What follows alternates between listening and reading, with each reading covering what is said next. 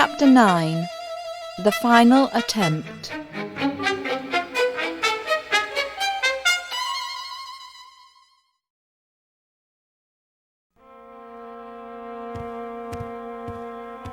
The next morning, as I expected, the king called me to his rooms.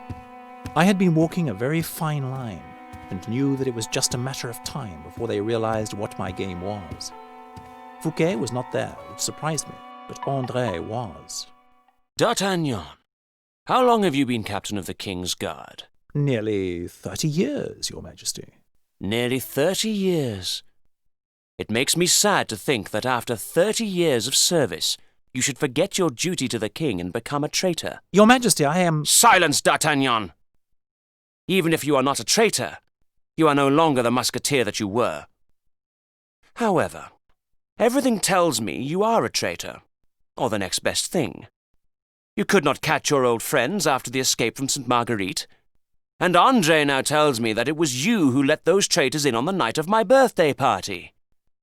And don't tell me you just happened to be in Paris when the most daring escape in the history of the Bastille took place.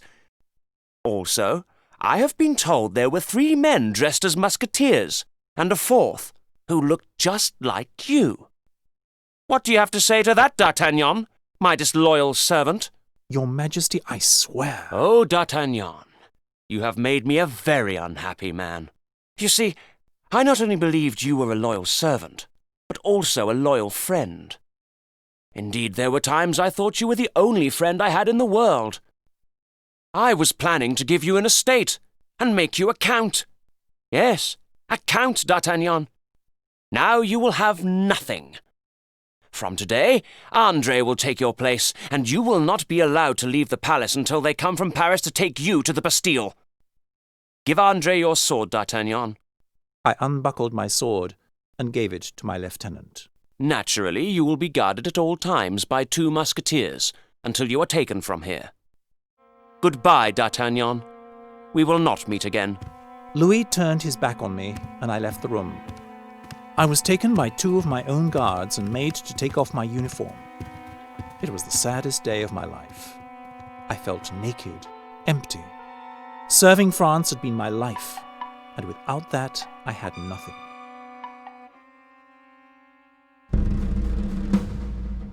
It wasn't long before the whole palace knew that André had taken my place and that I was to be taken to the Bastille. People thought that the king had lost his mind. I did not try and explain. It would be too difficult. That afternoon, I was walking through the gardens with 2 guards behind me, thinking about what had happened. We had tried to change history and had failed. And now my dearest comrade Porthos would probably die, all for nothing.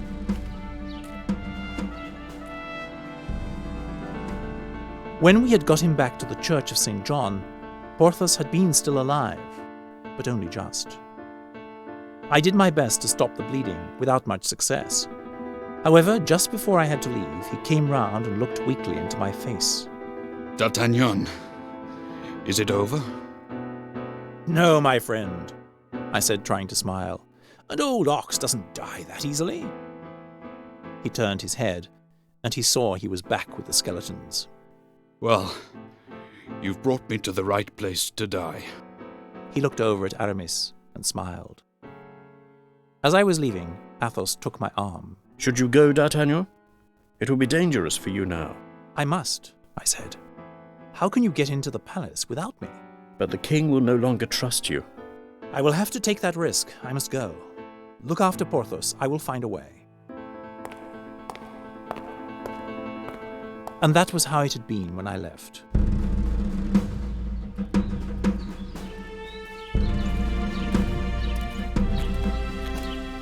I looked around at the beauty of the gardens, the flowers, the trees, the fountains, and wondered what it would be like to spend the rest of my days in the Bastille, or worse, on Sainte Marguerite. At least while my friends were free, and Philippe too, there was still some hope for France. Captain D'Artagnan! I heard a whisper and turned. It was Louise. Louise, I said, wondering if the guards could hear me speaking. Only I could see Louise behind the bushes. D'Artagnan, what is happening? "Louise, you must not be seen talking to me. My guards will tell the king everything." I looked back at the guards, who thought I was just leaning against a tree. They had walked a little way off and were talking. Then I had an idea. "Louise, can I trust you? Do you need to ask? Could you be a traitor to your king?" I could be anything for you, D'Artagnan. Her words warmed my heart. "Can you get a message to my friends, Athos, Aramis, and Porthos? I will tell you exactly where to find them. But they are wanted men. Anyone seen with them will be considered a traitor. I understand. Here is my plan." Louise looked deep into my eyes as she listened carefully to everything I said. My mother will help us. You met her, I think. She hates what Louis is doing to France and its people. Captain D'Artagnan, we had better be getting back, said one of the guards. "Very well," I said aloud, and then whispered, "God be with you, Louise, and be careful." I will, she said, and with her fingers put a kiss from her lips onto mine. I looked at her for an explanation.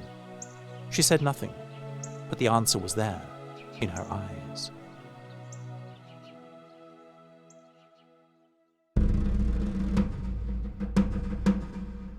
I was in the blackest cell in the Bastille, waiting for them to decide whether to cut my throat or leave me there to rot.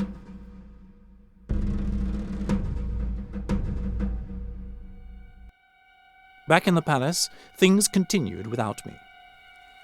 The night after I had spoken to Louise in the palace gardens, a carriage arrived at the gates. In it were Louise, her mother, her nurse, and her mother's maid. She had asked Louis if they could come and stay with her for a few days, as she was feeling homesick. The guards at the gate took one look at Louise and let her carriage in. The maid was really Athos, the nurse was Philippe, and Aramis was dressed as Louise's mother. Fortunately, it was a very dark night and none of their faces could be seen under their hats and veils, and because of the rain, the guards didn't stay in the open any longer than necessary. Louise, as we have said, had rooms next to the king. He had agreed that the countess, her maid, and the nurse could stay with Louise in her rooms, as long as they did not mind Louise leaving them for some time to read to the king. At about 11 o'clock that night, Louis unlocked the door which led to Louise's room and put out all the lights except one. His room smelt of fresh flowers and perfume. The palace was quiet.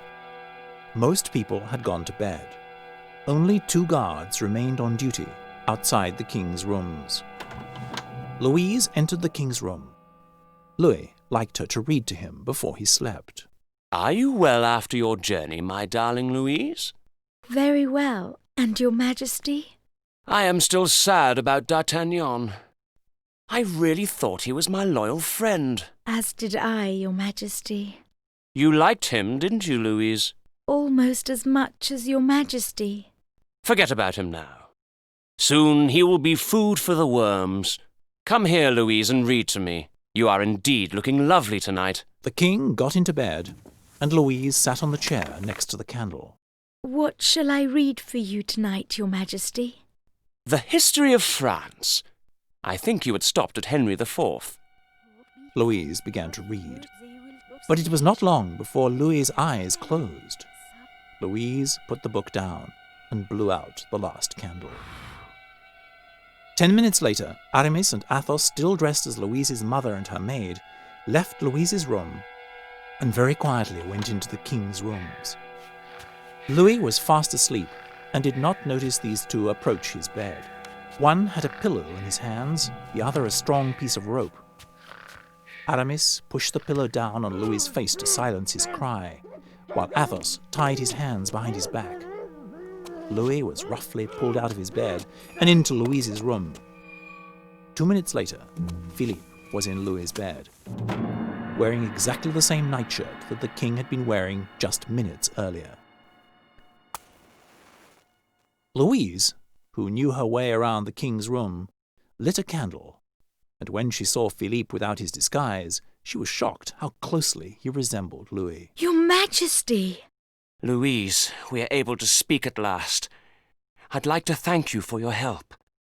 Now I see why D'Artagnan trusts you and speaks of you so much. Is that true? It is. I believe he is in love with you. Louise's eyes lit up. Really? I do believe so.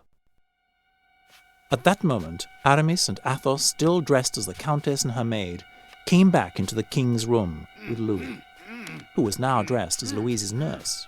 His arms were tied to his sides and he had a scarf around his mouth, so that all he could do was grunt. Which is the door to the cellar? Athos asked.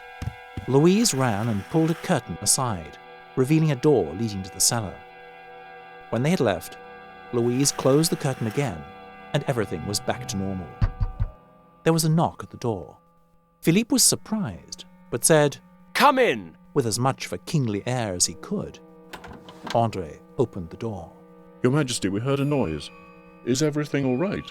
Perfectly. Andre, Your Majesty. Yes, Andre. I will be fine for the night. Good night, Your Majesty. Good night, Andre. Philippe had passed his first test.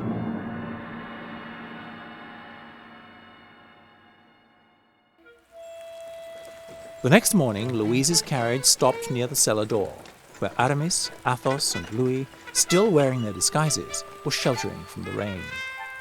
Those who saw them go were a little surprised that they had not stayed longer than one night.